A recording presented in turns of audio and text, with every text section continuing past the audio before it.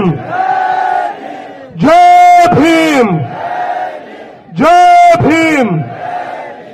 મંચ પર ઉપસ્થિત સૌ સન્માનીય સાથીઓ, માનनीय ज्ञानीबेन ठाकोर, माननीय गुलाबसिंहभाई राजपूत, माननीय लालजीभाई देसाई, मंच पर उपस्थित कांग्रेस परिवारना सामाजिक आंदोलनना तमाम सन्माननीय साथीओ, आमाभाई, मांगीलालभाई, रामजीभाई चौधरी, बाबूभाई भाटिया, वडगाम पालनपुरथी मारी साथे आवेला चेलाभाई, शांतिलालभाई राठौड़, नानजीभाई, सुरेशभाई, दशरथभाई, प्रवीणभाई वरण, नानजीभाई, निलेशभाई, ઠાકરસિંહભાઈ, જે પણ લોકોએ આ કાર્યક્રમને સફળ બનાવવા મહેનત કરી, રમેશભાઈ ઉચપા, તમામે તમામ મિત્રો, ચેતનભાઈ, આપ તમામ મારી બહેનો, માતાઓ, વડીલો અને યુવાન દોસ્તો,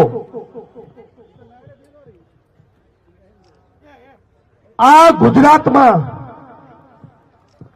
એક નવી ક્રાંતિની શરૂઆત થઈ છે અને આ ક્રાંતિમાં જો તમે બધા જ યથાશક્તિ પોતાનું યોગદાન આપશો તો તમારા નામનો ઇતિહાસ બનવા જઈ રહ્યો છે. ઇતિહાસ, સત્તાનો ઘમંડ એ ગાંધીનગરમાં બેઠેલા અને દિલ્હીમાં બેઠેલા માણસોને બહુ જ છે.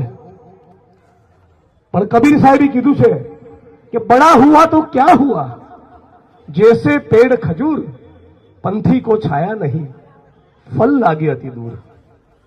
फक्त सीटों नहीं, दिल जीतवानुं काम करो मिस्टर संघवी, तो कदाच तमारो भी कोई सारू बोलशे.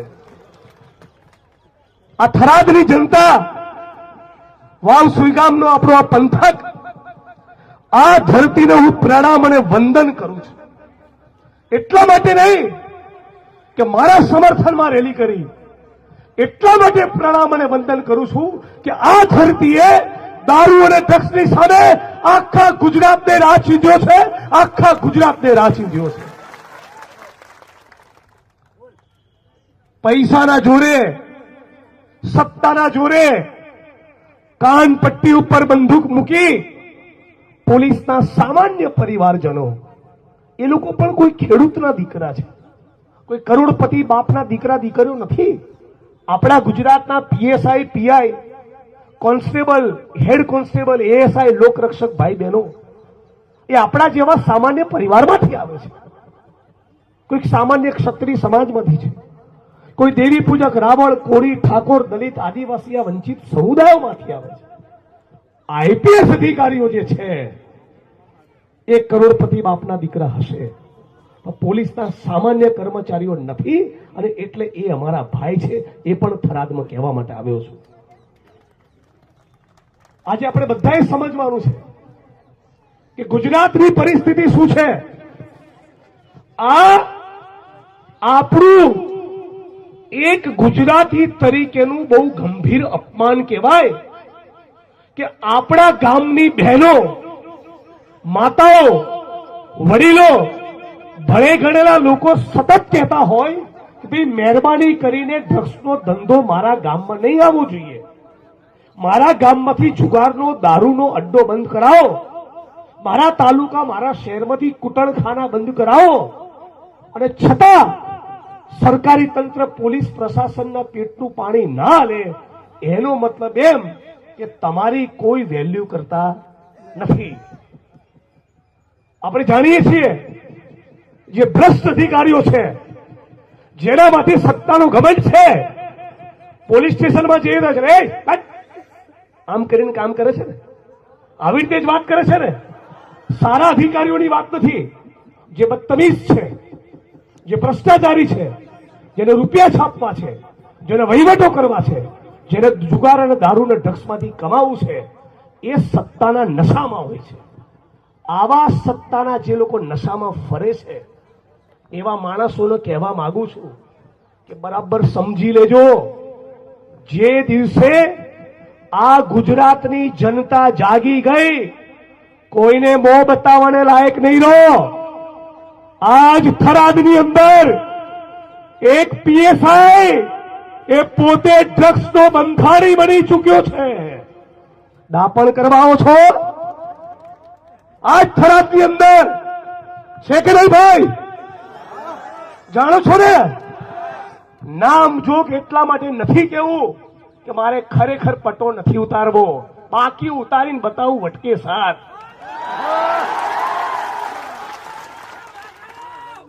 અને કહું છું પટ્ટા ખોટું કરનારા ધારાસભ્યના પણ ઉતરે, કાયદાનું કુંડાળું તોડે તો વડગામના ધારાસભ્યના પણ પટ્ટા ઉતરે અને હર્ષભાઈ સંઘવીના પણ ઉતરે. મારી વાત બહુ સ્પષ્ટ છે, ખોટું કરવું નહીં અને કોઈના બાપથી ડરવું નહીં. આખા ગુજરાતમાંથી ઢગલો મેસેજ વોટ્સઅપમાં SMS તરીકે ફોન આવ્યા પોલીસના જ મિત્રોના કે જિગ્નેશભાઈ અમે તમારી સાથે છીએ, અમે કસાઈમાં પડતા નથી. મરચા એમને જ લાગે છે જેમણે ખોટા ધંધા કર્યા છે. ગુલાબસિંહભાઈએ કીધું આખું પોલીસ સ્ટેશન જાણે બુટલેગરોને હવાલે કરી દીધું હોય. આ બેન દીકરીઓ માતાઓ શિવનગરની સતત વર્ષો સુધી કહેતી રહી કે અમારા વિસ્તારમાં ગાંજો આવે છે, બંધ કરાવો. અમારા વિસ્તારમાં દારૂ વેચાય છે, બંધ કરાવો. અમારા બાળકો ડ્રગ્સના રવાડે ચડ્યા, બંધ કરાવો. તમે એક વાત એમને નહીં માની ત્યારે મારે પોલીસ સ્ટેશન આવવું પડ્યું હતું. આજે તમે બધા થરાદવાસીઓ કહો છો કે 80% બંધ થઈ ગયું. હજી તમે નથી કહી શકતા કે 100% બંધ થયું. વાત સાચી ખોટી? તો 100% બંધ કરવાના ના હોય તો ભવિષ્યમાં ફરી આવવું પડશે. એ પણ ડંકાની ચોટ ઉપર કહું છું. અને મારી વાતને હું રિપીટ કરીશ. પોલીસના જે પણ પ્રમાણિક, ઈમાનદાર, નિષ્ઠાવાન, રાષ્ટ્રની અને ગુજરાતની સેવા કરનારા, થરાદની સેવા કરનારા મિત્રો છે, એને હું આજ મંચ ઉપરથી સેલ્યુટ કરું છું, વંદન કરું છું. પણ ભ્રષ્ટાચાર કરી તમે તમારી લાંચ વૃત્તિના કારણે કોઈક બહેનોને વિધવા કરો. ગુજરાતના યુવાનોની રક્તવાહિનીઓમાં, ગુજરાતના યુવાનોની ધમની અને શિરામાં તમે ડ્રગ્સ ઘુસાડવાની કોશિશ કરો તે કોઈ પણ સંજોગોમાં અમે ચલાવવાના નથી. આપણા ગુજરાતમાં એક મિત્રો યાદ રાખજો, આજની તારીખે આપણા ગુજરાતમાં ઓછામાં ઓછા 17 લાખ પુરુષ અને 2.25 લાખ મહિલા એ ડ્રગ્સનું સેવન કરતી થઈ ગઈ. એ ગુજરાતના મોટા છાપાએ નોંધ્યું છે. કેટલા પુરુષો? 17 લાખ પુરુષ અને 1.85 લાખ એટલે કે 2.25 લાખ મહિલાઓ. આવું ગુજરાત જોઈએ છીએ? હે? કોઈ દિવસ આ દેશના પ્રધાનમંત્રી કે હાલ બાજુમાં કાર્યક્રમ કરી રહેલા દેશના ગૃહમંત્રી અમિત શાહે ગુજરાતની જનતાને કે ગુજરાતના યુવાનોને અપીલ કરી કે ભાઈ મહેરબાની કરીને આ દારૂ, જુગાર કે ડ્રગ્સના રવાડે ચડતા નહીં? કોઈ દિવસ આવી અપીલ કરી નથી. આ ગેનીબેન સંસદમાં બેસે છે. ગેનીબેન સંસદમાં કોઈ દિવસ કીધું નરેન્દ્રભાઈએ કે અમિતભાઈએ હું આખા ભારતવાસીઓને અપીલ કરું છું, નવી પેઢીને અપીલ કરું છું કે ડ્રગ્સના ચાડે ચડતા નહીં? કેમ આવી અપીલ નથી કરતા? કેમ તમે ગુજરાતના યુવાનોને એવી શિખામણ નથી આપતા? કેમ કે ક્યાંક ને ક્યાંક ભારતીય જનતા પાર્ટીની એમાં સામેલગીરી છે, એમાં ભાગીદારી છે અને એમના હપ્તા છે કમલમ અને ભાજપના કાર્યાલય સુધી પહોંચે છે. ગુજરાતના દરિયાકાંઠે 72,000 કરોડનું ડ્રગ્સ પકડાયું. કેટલું? પહેલી લાઈન થી છેલ્લી લાઈન સુધી મને સાદ આપો તો ખબર પડે. ગુજરાતના દરિયાકાંઠે કેટલું ડ્રગ્સ પકડાયું? 72,000 કરોડ. કેટલું? હવે સવાલ એ થાય છે કે 72,000 કરોડનું ડ્રગ્સ લઈને આવતું તું કોણ? અને આટલી મોટી માત્રામાં ડ્રગ્સનો ઓર્ડર આપ્યો કોને?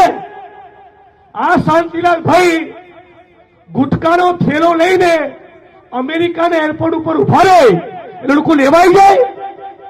કોઈકે તો ઓર્ડર મંગાવ્યો હશે ને. તમે અત્યાર સુધી જેટલા પકડ્યા એ બધા ફુદાઓને પકડ્યા છે. તો સવાલ પૂછું છું આ થરાદની ધરતી પરથી કે ડ્રગ્સના માફિયાઓને ક્યારે પકડવામાં આવશે?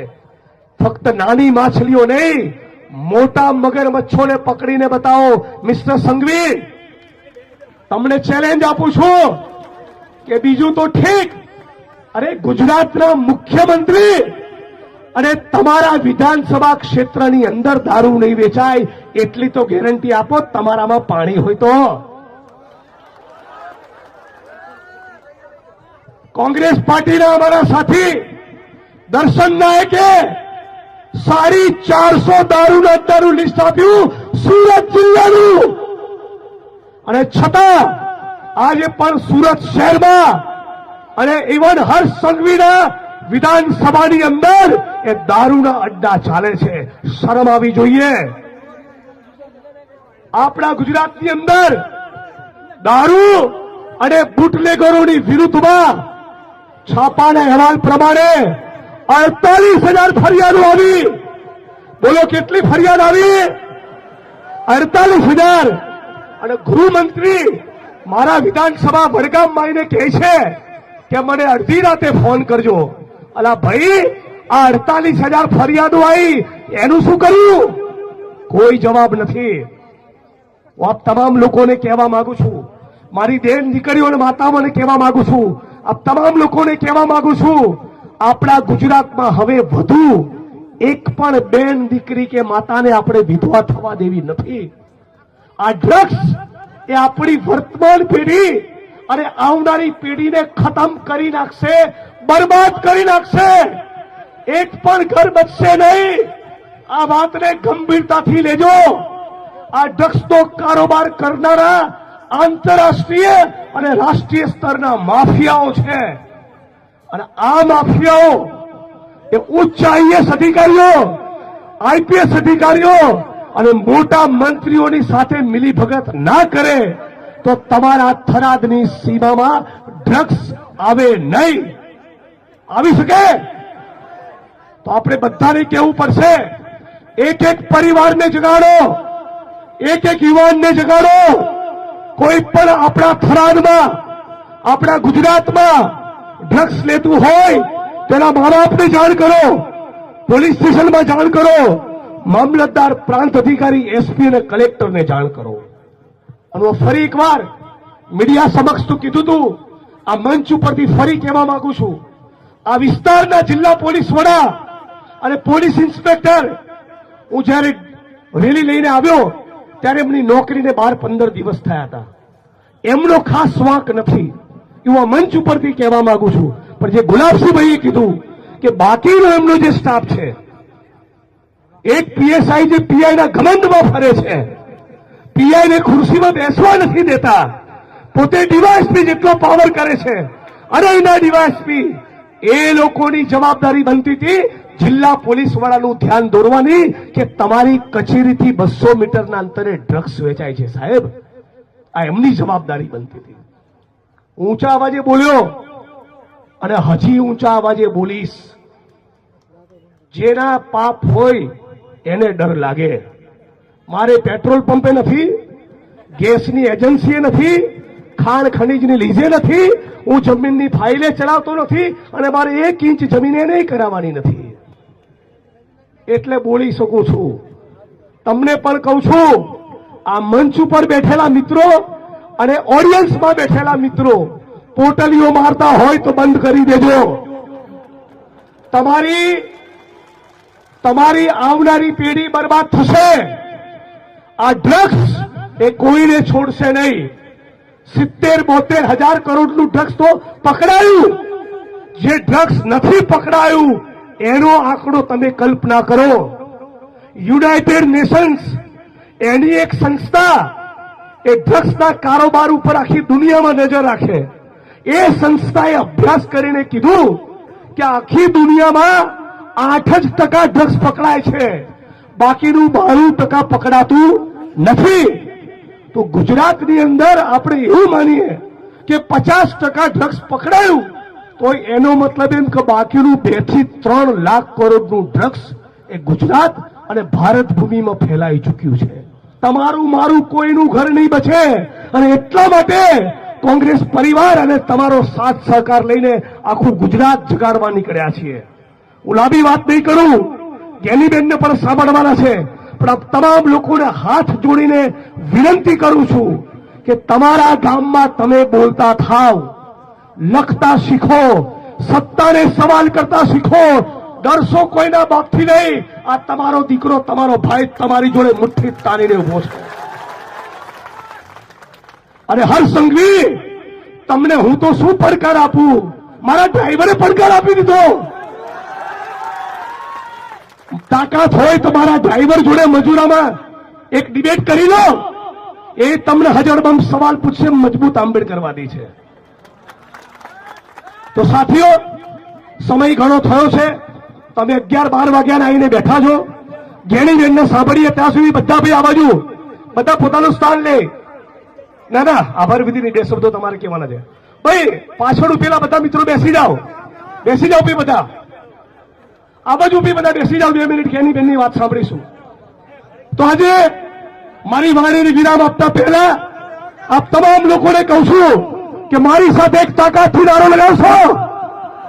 હું કહીશ લડેંગે, તમારે કહેવાનું જીતેંગે. અને બીજી વાત હું કહીશ કે જે મંત્રી ડ્રગ્સના ધંધામાંથી કમાય એને ગુજરાતનો ગદ્દાર કહેવાય. શું કહેવાય એને? શું કહેવાય? ગુજરાતનો ગદ્દાર. શું કહેવાય? 2 હાથ ઊંચા કરીને બોલો.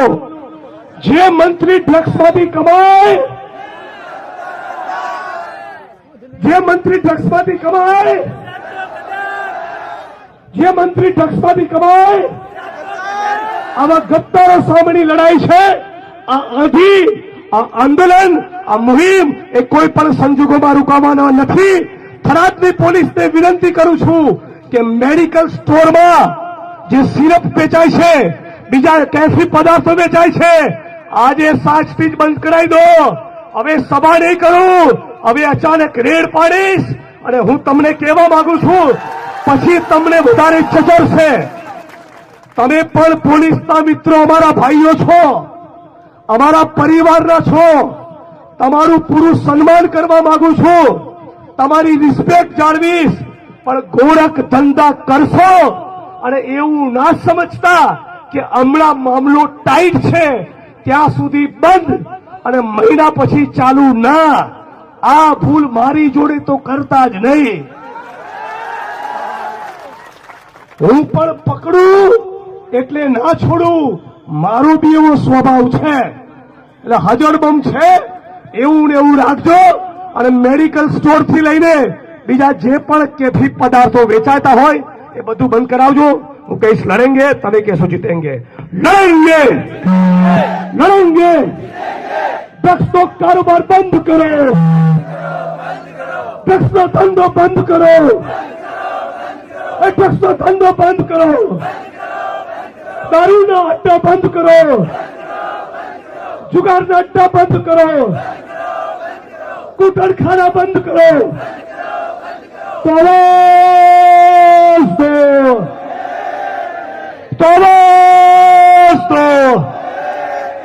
લડેંગે, લડેંગે, લડેંગે. જે મંત્રી ડ્રગ્સમાંથી કમાય એ ગુજરાતનો ગદ્દાર કહેવાય. આવા ગદ્દારોને છોડવાના નથી. તમારા બધા કચ્ચા ચિઠ્ઠા ખોલવાના છું આવનારા દિવસોમાં. કેની બેન આપું છું ભાઈ.